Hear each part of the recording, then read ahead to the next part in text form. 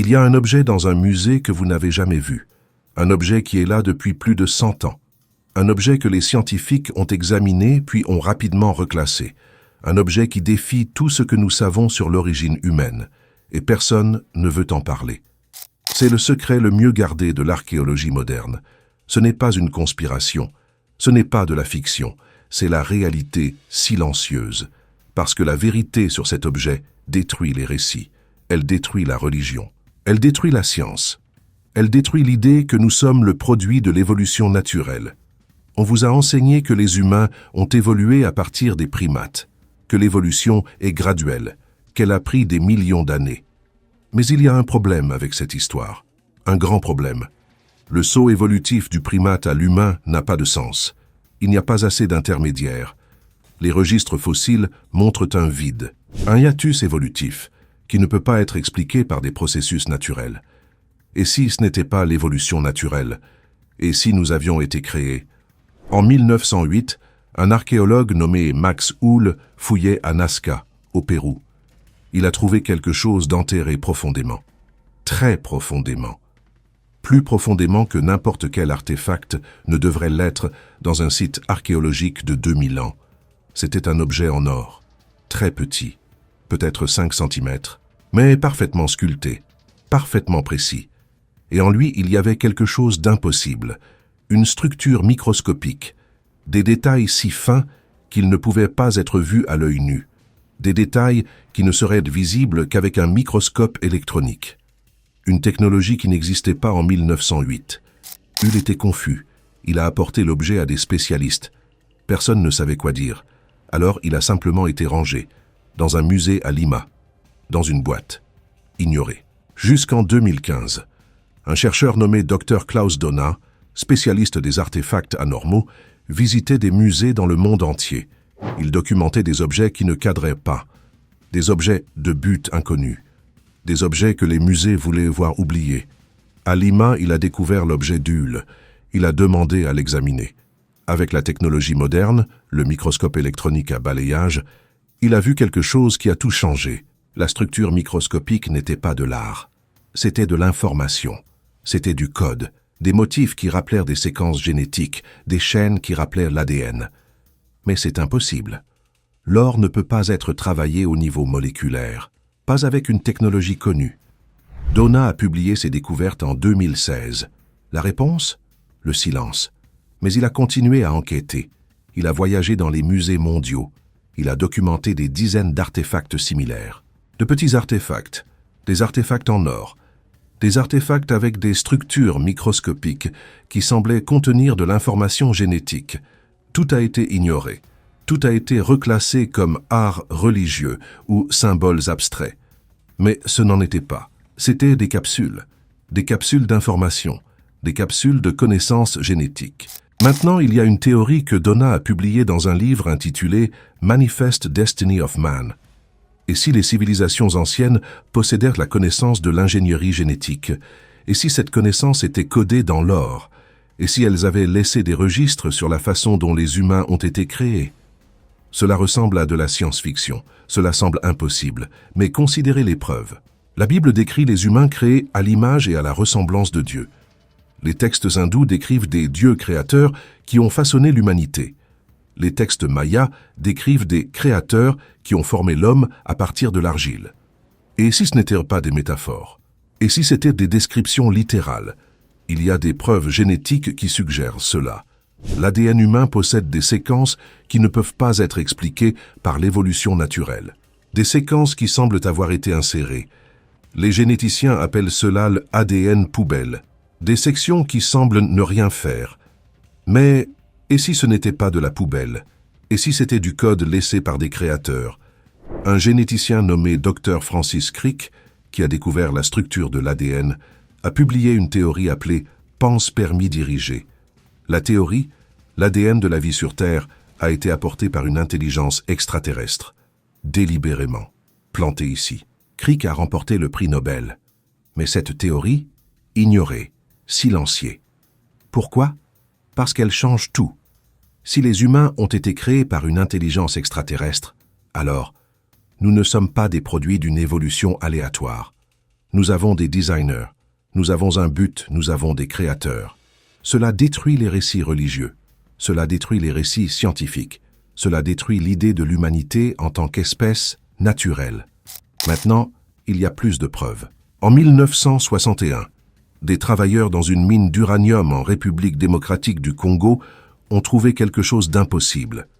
Une structure géométrique parfaite, faite de métal, enterrée profondément, très profondément.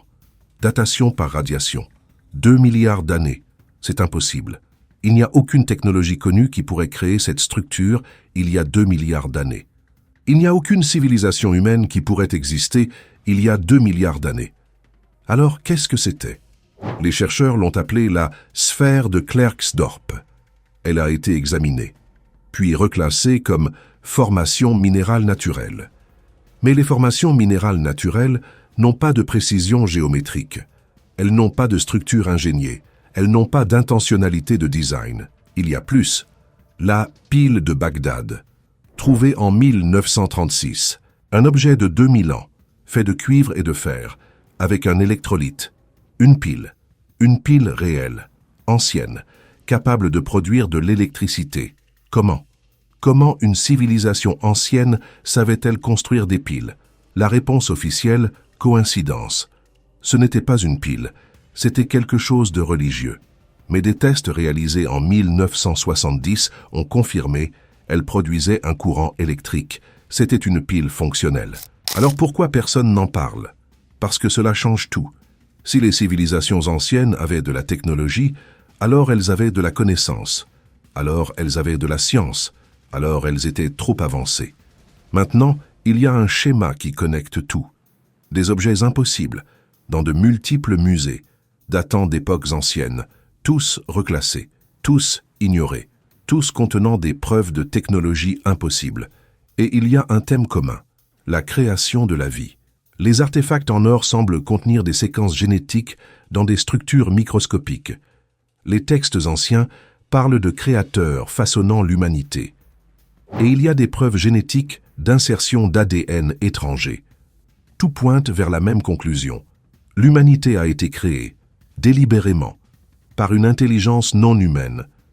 Maintenant, il y a une question. Quand?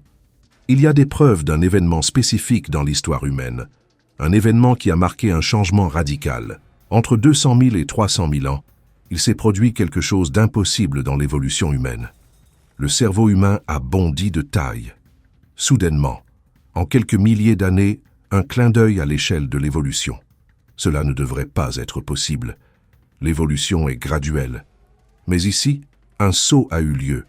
Un saut qui n'a de sens que si quelqu'un le provoque. Si quelqu'un a modifié l'ADN humain, a augmenté la taille cérébrale, a augmenté la capacité cognitive, a créé la version 2.0 de l'humanité. Les textes anciens décrivent exactement cela. Le sumérien parle des Anunnaki, des êtres qui sont descendus des cieux, qui ont créé les humains, qui ont modifié notre essence. L'hindou parle des Devas, des êtres célestes, qui ont créé l'humanité, qui ont planté la connaissance en nous. Le maya parle des créateurs, des êtres qui ont façonné l'homme à partir de l'argile, qui l'ont fait à leur image. Et si tout était vrai? Et si les textes anciens étaient des récits historiques, pas un mythe, l'histoire? Maintenant, il y a des preuves qui soutiennent cela. En 1985, des chercheurs ont découvert quelque chose lors d'une fouille en Irak, près de Babylone. Une tablette d'argile, avec un texte cunéiforme, très ancien, daté de 1800 avant Jésus-Christ. Mais ce qu'elle disait était impossible. Elle décrivait un processus qui sonnait comme de l'ingénierie génétique, mélange d'essences, unir les semences de sagesse, créer une nouvelle forme de vie. Elle décrivait des créateurs apportant un peuple inférieur, probablement des primates, et créant un hybride qui serait l'esclave des dieux. Ces descriptions sonnent incroyablement modernes. Elles sonnent comme une description d'ingénierie génétique, parce qu'elles le sont probablement. Mais les traducteurs modernes les ont reclassées comme mythes, comme un récit religieux fantaisiste. Cela n'a pas été lu comme un récit littéral de ce qui s'est passé. Maintenant, il y a des preuves biologiques qui soutiennent cette lecture. Les généticiens ont découvert que les humains ont 23 paires de chromosomes. D'autres primates en ont 48, ou un nombre qui suggère une division. Le chromosome 2 humain semble être la fusion de 2 chromosomes de primates. Cela suggère une modification. Quelqu'un a fusionné les chromosomes exprès, délibérément. Comment? Nous ne savons pas. Avec quelle technologie? Nous ne savons pas. Quand? Peut-être il y a 300 000 ans. Mais la preuve suggère une modification délibérée. Maintenant, il y a une question terrifiante. Pourquoi? Pourquoi nous ont-ils créés? Pourquoi ont-ils modifié l'ADN de primates? Pourquoi ont-ils fait une version intelligente de nous? Un chercheur nommé Dr Zecharia Sitchin, qui a passé 30 ans à traduire des textes sumériens, a suggéré une réponse. Les Anunnaki nous ont créés comme esclaves, des travailleurs miniers. Ils avaient besoin de main-d'œuvre. Ils ont pris des primates locaux. Ils les ont modifiés génétiquement. Ils ont créé un hybride intelligent qui pourrait être contrôlé. Ils ont créé l'humanité pour servir. La preuve est dans les textes anciens, qui décrivent des humains créés spécifiquement pour le travail, pour l'exploitation minière, pour servir les dieux. C'est cela.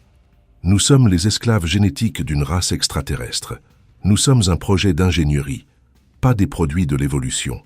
Et il y a des artefacts qui le prouvent, des artefacts qui sont dans les musées, qui ont été trouvés, qui ont été examinés et qui ont été silenciés. Pourquoi? Parce que si cela devient public, tout s'effondre, la religion s'effondre. Si les humains ont été créés par des extraterrestres et non par Dieu, quel est le but de la religion? La science s'effondre. Si l'évolution est un mensonge, quelle est la base de la biologie moderne? La philosophie s'effondre. Si nous sommes des esclaves génétiques, quel est notre libre arbitre? La politique s'effondre. Si nous sommes créés par des êtres supérieurs, quelle est l'autorité des gouvernements? Tout s'effondre. Alors les registres ont été supprimés, les artefacts ont été reclassés, les chercheurs ont été ignorés, et la vérité a été gardée comme un secret. Mais la vérité a une façon d'émerger, lentement, à travers des chercheurs comme Donna, à travers des généticiens comme Crick, à travers des linguistes comme Sitchin, chacun découvrant un morceau de la vérité, chacun publiant dans des journaux mineurs, chacun étant ignoré. Mais les morceaux se connectent, des artefacts impossibles, des textes anciens, des preuves génétiques. Tout pointe vers la même conclusion.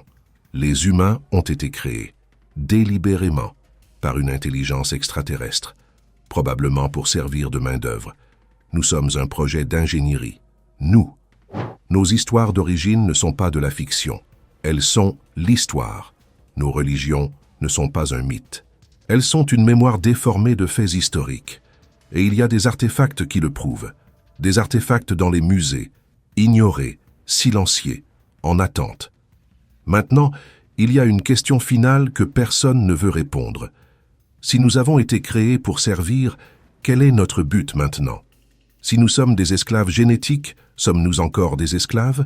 Si nous avons des créateurs, observent-ils encore? Vous regardez le ciel la nuit, vous voyez des étoiles. Et si nos créateurs étaient là, observant, attendant?